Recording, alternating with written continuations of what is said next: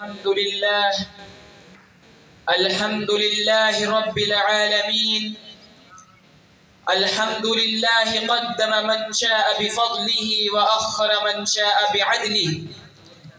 لا يعترض عليه ذو عقل بعقله ولا يسأله مخلوق عن علة فعله.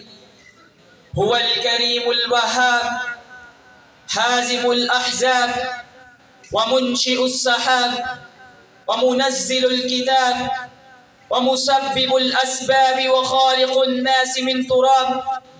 من اهتدى به ما ضل ومن اتقاه ما زل ومن اعتز به ما ذل ومن طلب غناه ما قل.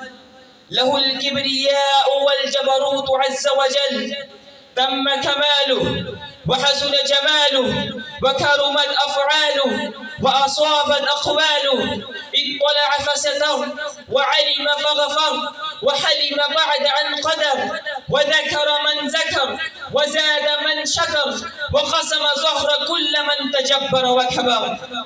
نحمده على حزن الأمر وسهله ونحمده كما حمد نفسه وكما حمده الحامدون من جميع خلقه.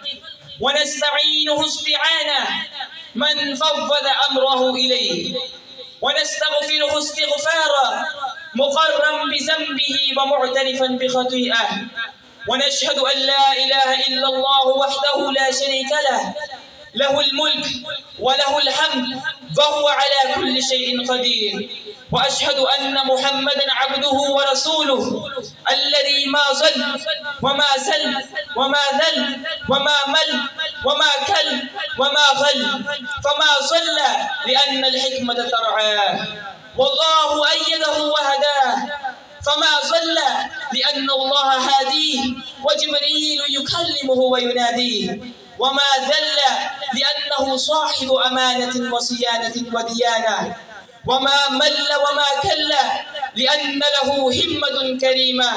سيد القاسم يا رسول الله أنت الذي من نورك البدر اكتسى والشمس مشرقة بنور بهاك. أنت الذي ناداك ربك مرحبا ولقد دعاك لقربه وهداك. فخفضت دين الشرك يا علم الهدى ورفعت دينك فاستقام علاك. ماذا يقول المادحون وما عسى أن تجمع الكتاب من معناك. صلى عليك الله يا علم الهدى ما حبت النسائم وما ناحت على الأيك الحمائم. أما بعد فأعوذ بالله من الشيطان الرجيم. إنا أنزلناه بلسان عربي مبين. صدق الله العظيم. أولا أرحبكم جميع الضيوف العظام وإخواني الأعزاء وأحبائي الأكرماء وأجلائي في هذه الحفلة المبرقشة بمناسبة اليوم العالمي للغة العربية. فيا إخوة الإيمان والعقيدة إن الله تبارك وتعالى خلق الإنسان وعلمه البيان وأسبغه بنعمة النطق وهي نعمة عظيمة جليلة من الله عز وجل. وأفهمه ذريعة النطق فيبين بها الإنسان عواطفه ومشاعره أحاسيس القلب ودقائق النفس دواخل القلب وخوارج النفس. وأثنيت الله تعالى خيرا وجدا ومدحت النبي صلى الله عليه وسلم وبأنني أن أشرع هذه الحفلة الميمونة بكتاب الله العظيم. فيا أيها المستمعون الكرام إن القرآن الكريم هو الكتاب المقدس. إن القرآن الكريم هو الكتاب الله. إن القرآن الكريم هو الكتاب الله الذي لا يأتيه الباطل. إنه تنزيل من حكيم مجيد.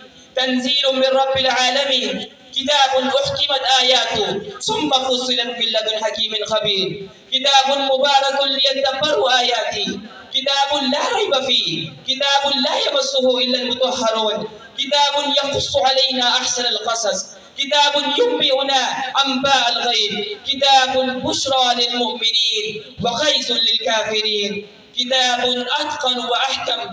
كتاب أشمل وأكمل. ولأني أود أن أنادي الطالب محمد عبد الله أن يأتي ها هنا فليتلو بتلاوة القرآن بأحسن صوت وجمال أسلوب، فليتفضل مشكورا.